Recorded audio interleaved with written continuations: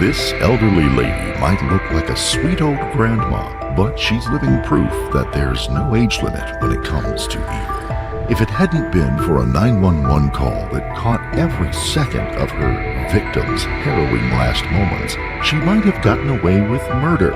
And her victim? That would be her very own grandson. Okay, how did you get shot?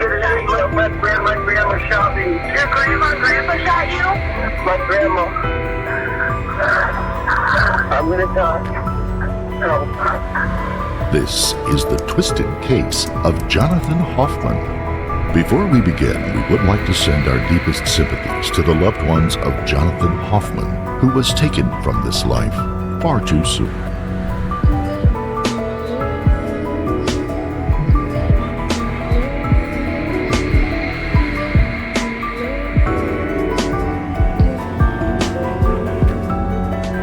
It's 5 p.m. on the 18th of May 2012 when Max Dashevsky receives a worrying call from his good friend Jonathan Hoffman. The two are seniors at Farmington Central High School, an alternative high school in the upscale neighborhood of West Bloomfield Township near Detroit, Michigan, where they have been friends since the 9th grade. We met 9th grade in Miss Landing's class, which was an English class. We met because I sat by him and he looks at me, he's like, "Do you like Tupac?" I'm like, "Yeah, I like Tupac." And then Ethan was really good friends with him. Jonathan confesses to Max that he's just failed a court-ordered drug test, a condition of probation that he's been on since police found marijuana in his vehicle 2 months earlier. Jonathan is worried. His grandmother, Sarah, he says, is furious. 17-year-old Jonathan has been living at his grandmother's condo since his parents' divorce and relocation to Arizona 10 months earlier. Initially, he had gone with his parents, but within weeks of their arrival, the family had received a devastating blow.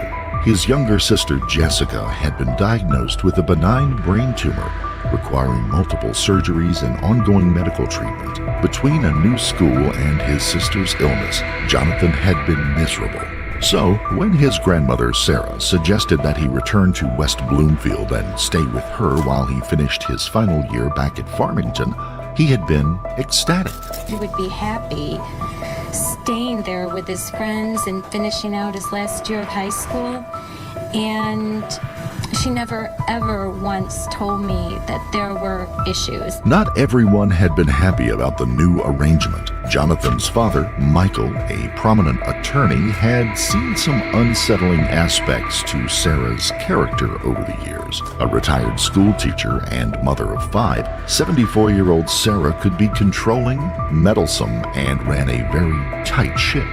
But she and her husband, Fred, age 85, had always doted on Jonathan, and with Jonathan pushing hard to go back, he eventually agreed. That was 9 months ago, and now Jonathan was back in his element at Farmington High School, where he is known as a class clown. A super smart kid and a whiz with technology, he'd already earned himself a full-ride scholarship to Eastern Michigan University. Above all, friends know him as someone who is always happy-go-lucky, positive and upbeat, which is what makes this particular phone call all the more concerning for Max. Jonathan doesn't sound like his usual self at all. To Max, Jonathan sounds not just worried, but scared. The two friends agree to meet up that night. Jonathan tells Max he'll message him in the next half hour or so to confirm the time that Max can come pick him up. Max waits for that message. A half hour goes by, and there's no word from Jonathan. Max messages, then calls. No one answers. He doesn't know yet, but Jonathan will never answer his phone again. 20 minutes after hanging up from Max, West Bloomfield Township Police receive a 911 call from Brookview Lane, Maple Place Villas. It is the home of Sandra Lane, Jonathan's grandmother. 911, what's your emergency? I've just been shot. Where? I've just been shot. Where are you at? 6372 Brookview Lane. Brookview in what city? West Bloomfield. Okay, how did you get shot? Who shot you? My grandma shot me. Your grandma and grandpa shot you? My grandma. I'm gonna die. No. Okay, we're gonna stay on the phone with me, okay, sir? I'm gonna get help on the way. Help on the way, okay?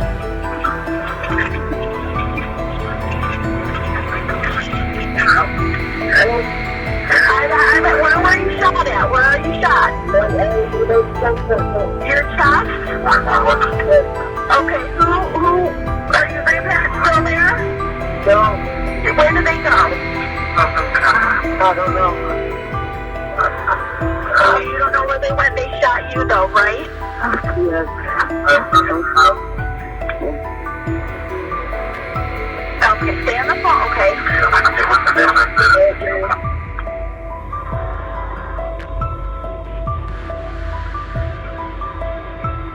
Okay, I know we got help on the way. I promise you that, okay? You said it's in your chest? Yes, Okay, did you get some kind of, can you walk or are you sitting? I'm sitting. Okay, I don't want you to move. Okay, just keep on breathing.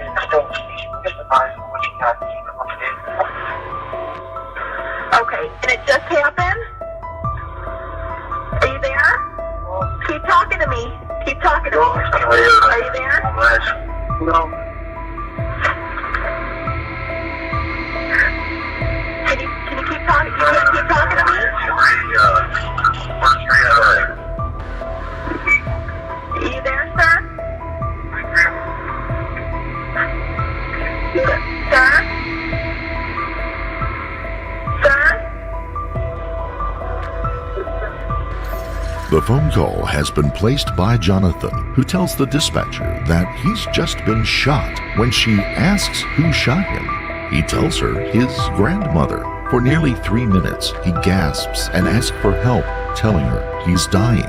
His grandmother, he tells her, was gone for now, but as he's about to discover, it's not to get help. What comes next is nothing short of horrifying. Hello? Are you there?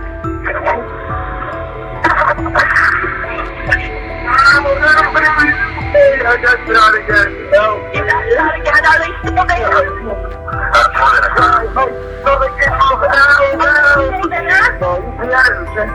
Please help.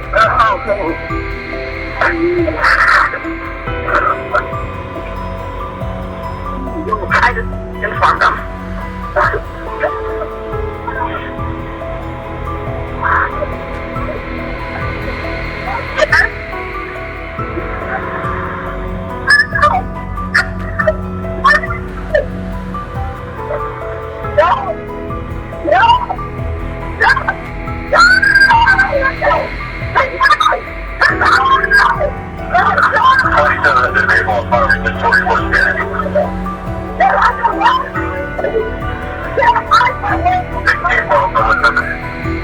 Jonathan pleads to his grandmother before the sound of multiple gunshot fire. After crying out in pain, Jonathan says down the phone, "I just got shot again. Help, help." There's a pause before the sound of a woman's screams begin, and a voice shouts repeatedly, "Let go, let go, let go." And then finally, "I'll get you a drink of water." Shortly after 5:30 p.m., West Bloomfield police pull up alongside the manicured lawn of a condo on Brookfield Lane in the quiet, gated community of Maple Place Villas. A neighbor had reported sounds of gunfire. In this enclave of wealthy, mostly retired residents, crime is a rarity, let alone violent crime. But as officers exit their vehicles, they hear 2 bursts of gunfire ring out from the condo. Before they can enter, a woman appears behind the screen door. After following orders to drop her weapon, the petite elderly lady with fading red hair and blood on her clothes steps out the front door. She raises her hands in surrender and announces to police, "I just murdered my grandson." As if this wasn't shocking enough, it's nothing compared to what's to come. Inside the home, officers are confronted by a bizarre scene. Blood and bloodied footprints trail through almost every room of the home. There are blood smears on the walls and furniture. Bullet holes in the walls, shell casings littering the floor. Discarded at the front door is a Glock 17 9mm semi-automatic pistol Later, during a forensic examination of the house, 19 rounds of ammunition and several magazines will be recovered from the home. Upstairs, officers find 17-year-old Jonathan Hoffman. He's lying on the floor, face down, in a pool of blood, with multiple gunshot wounds to his chest, arms, back, and stomach. Most of the shots had been delivered at close range. Paramedics rush him to Bostford Hospital in hopes of saving his life. But by 6 p.m., he has tragically succumbed to his injuries. 2 days later, Sandra Lane is charged with open murder in the shooting of Jonathan and held without bond, which will leave it to a jury to decide whether she is guilty of first or second-degree murder. She enters a plea of not guilty. Jonathan's family, friends, and neighbors are rocked by grief and disbelief over the shooting. What on earth could have possessed Sandra to shoot and kill Jonathan? The media are quick to get word of the controversial shooting and offer up theories. Word spread that Jonathan had failed the drug test for synthetic marijuana earlier that day. And journalists jump on the narrative of two neglectful parents who had dumped their drug-addled teen on their aging parents who had become overwhelmed. Now, of course, this case dates back to last May. Young Hoffman was living with his grandmother in West Bloomfield Township. Evidence shows that he did have the synthetic drug K2 or spice, a synthetic marijuana, in his system at the time of his death. He had gotten in trouble previously for the same drug, and his death comes on the heels of another high-profile murder in which a young man is accused of killing his father with a baseball bat while high on K2. Sandra Lane's attorney says she felt she had reason to fear for her life. This was a young man that was dumbfounded, that was involved in drugs, that was on probation and was difficult to control. How do you choose to leave your child with a grandparent if you have these feelings, if you're feeling angry? I don't know if they remembered what their childhood was like. A hot topic is the synthetic marijuana itself, known as K2 or spice. Just 2 weeks before Jonathan's death, a teenager named Tucker Cipriano and a friend had smoked the drug before attacking his family, killing his father and injuring his mother and brother. The drug has not yet been banned and is still sold in some gas stations and convenience stores for as little as $10. Meanwhile, reports are coming out that it causes aggression in users. Had the same scenario played out at Sandra's house? Was it her motivation for shooting Jonathan? A tragic case of self-defense. According to the account Sandra would give to the police and later a jury, self-defense was exactly her motivation, or so she would say. Sandra had said that ever since he'd returned to West Bloomfield, Jonathan had been out of control. He was aggressive and defiant, staying out all hours, hanging around teenagers who were heavily into drugs, including spice. Jonathan, she said, was addicted to the drug. No one had told her before he came to stay or warned her of what she was taking on. And once he'd arrived, his parents had shown little interest in helping him or helping her in how to deal with him. His dad, in particular, she said, had given up on the boy. Meanwhile, Jonathan would regularly go into rages where he would release his anger on objects, destroying things in his room and kicking in the closet doors. What kind of destructive behavior you would see? In my house, before he came to me. Let's talk about in your house.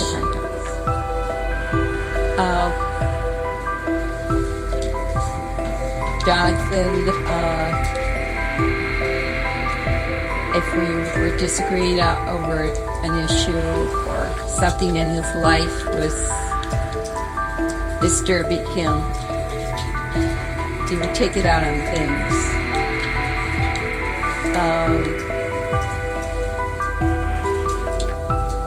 He would go as far as breaking his own equipment. He was a computer, I guess you would call him computer geek, since he was a very young.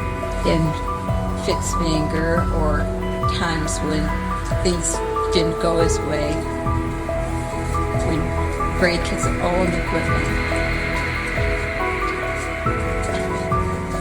Monitor phone, various technical things he had in his room. How would he break? He used to he would kick in things. He kicked in closet doors. He kicked in a monitor screen.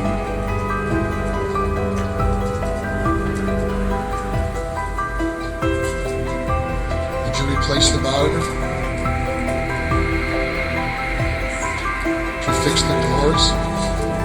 Yes, Replace the phone?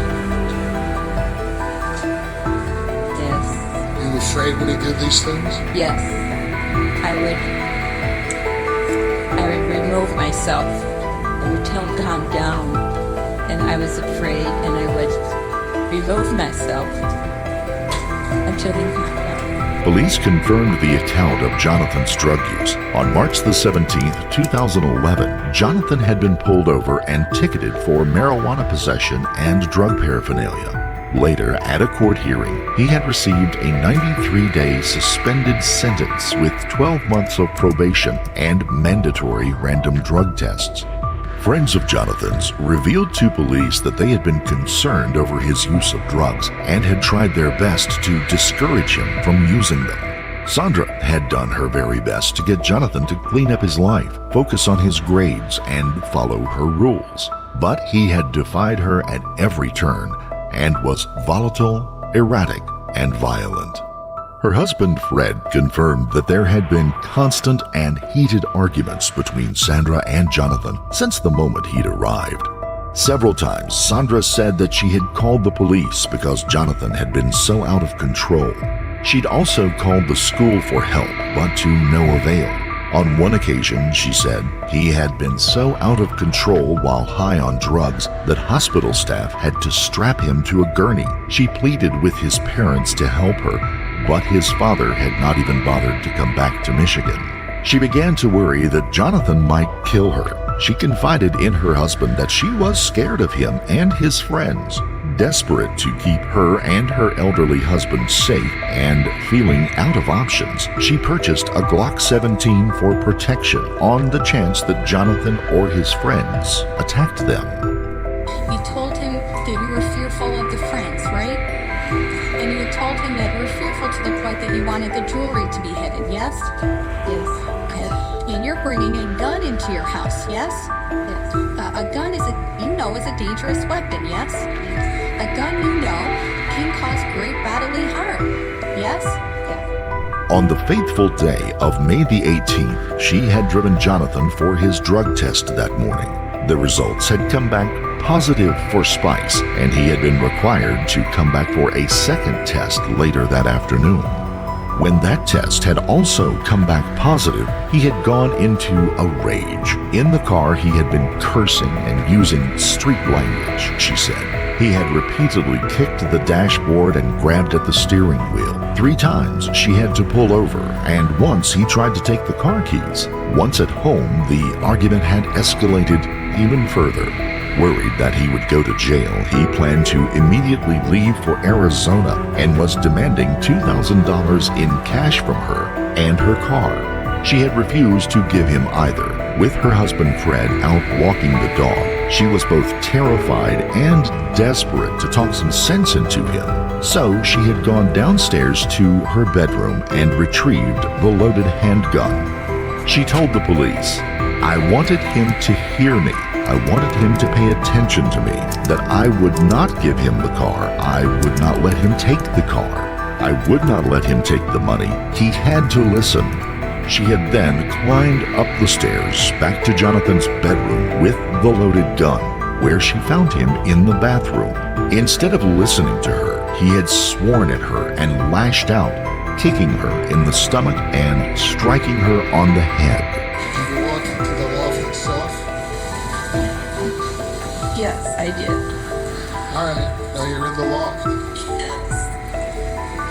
So you walk into the loft and did you have a conversation with him? Yes, What kind of conversation it did wasn't a conversation. It was arguing. What is he saying to you? swear. He's yelling. Is he telling you stay in the car? Yes. Where did he kick you? There. Did he strike you? In the head. Sorry? The head. In the head area? And what happens? Tell us what happens when he kicks you, when it strikes you. He shot the gun. How many times did you shoot the gun? I don't know. What happens when you shoot the gun? It was a struggle. What kind of struggle? He's running after me. And what are you doing? After a violent struggle and frenzied pursuit around the house, she had fled to the basement to hide. What are you trying to do? Get away. Stop him. So you're trying to get away from him. And why are you trying to get away from him? Listen. Next time. Scared. You're scared. What are you scared about? He's gonna hurt me. She had finally come out to see if he was all right, but he attacked her again and tried to grab the gun. They had struggled, so she fired to save herself. Remember yelling, let go, let go, let go? Yes. Do you shoot? If you remember? Why are you shooting? I don't know. You just do. I don't know. Are you still afraid? Yes. It sounded like a tale of two overwhelmed grandparents in over their heads, a situation that had ultimately led to Sandra tragically shooting and killing her beloved grandson out of fear that he would hurt or kill her. But was this really how things unfolded? As the investigation gained traction, an altogether different picture of events began to emerge, and while just as tragic, it was far more chilling.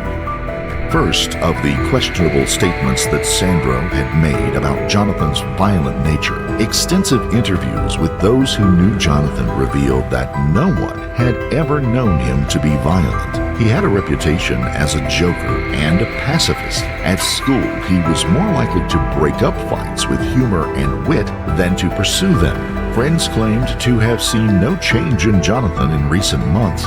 Those who watched a movie with him the night before the shooting said that he was his same goofy self.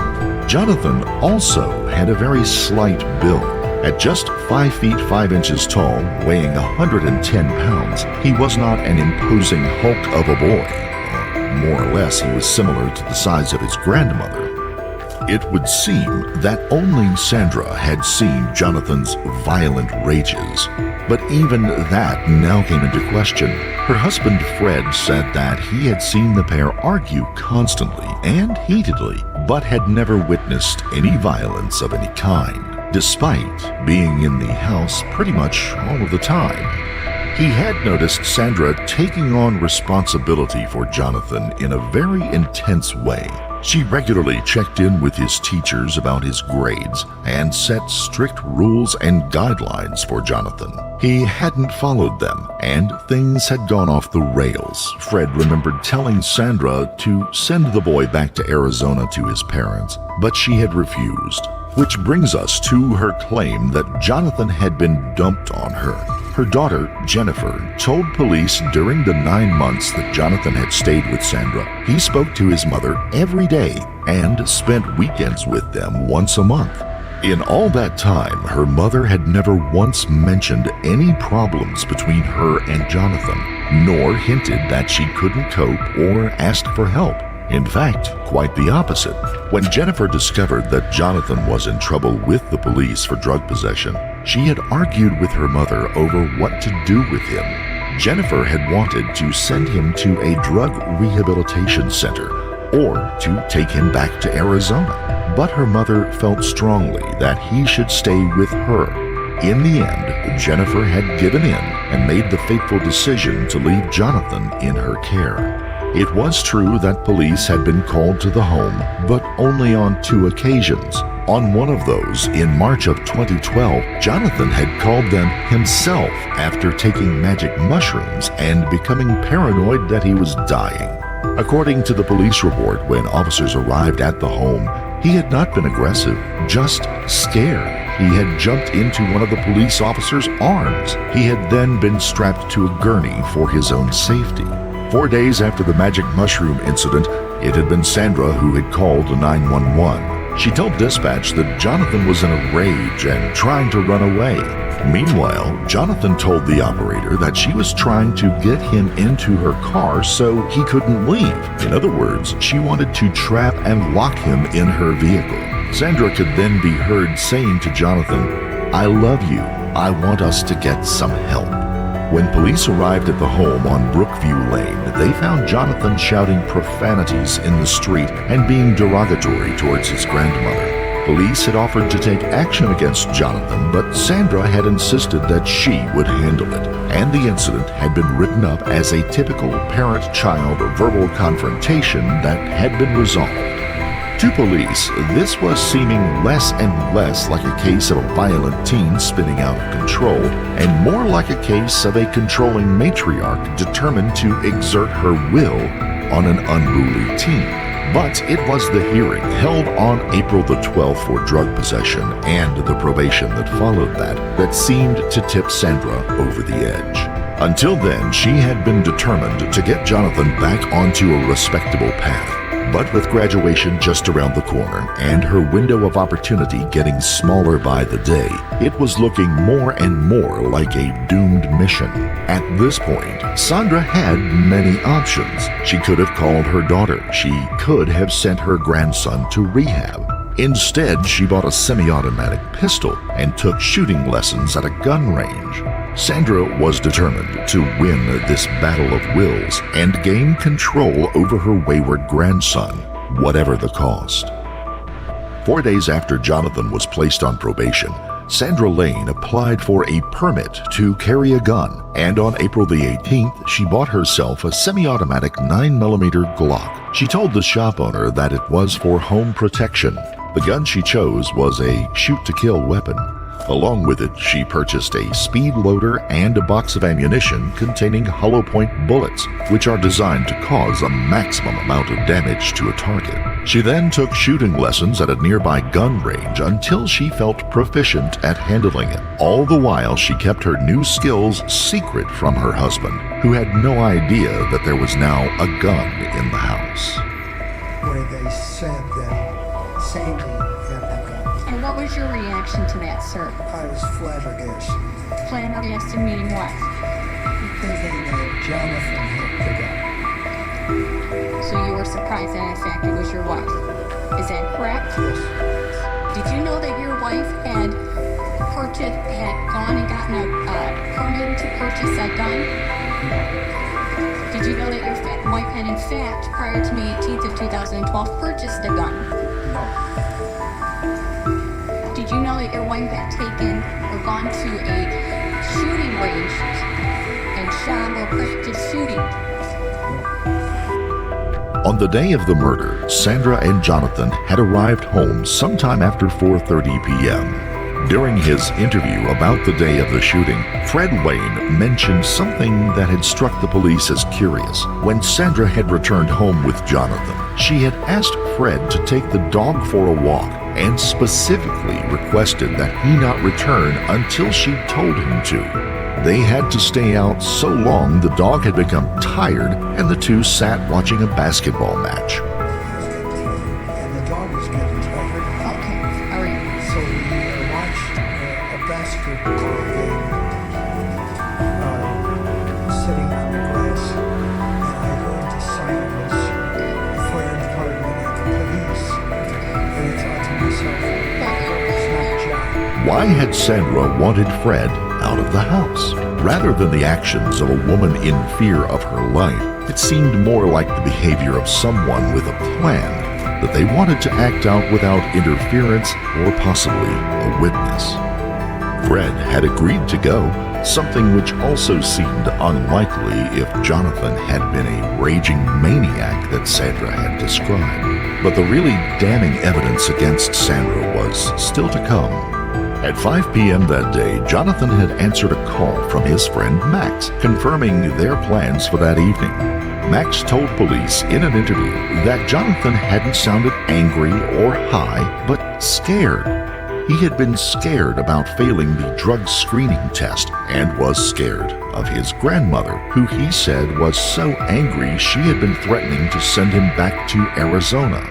Autopsy results combined with forensic evidence revealed that when the first shot had been fired, Jonathan had been wearing shorts, socks, and standing in his bathroom. He had not been about to leave the house for a quick getaway to Arizona in his grandmother's car with $2,000 of her money. He was scared.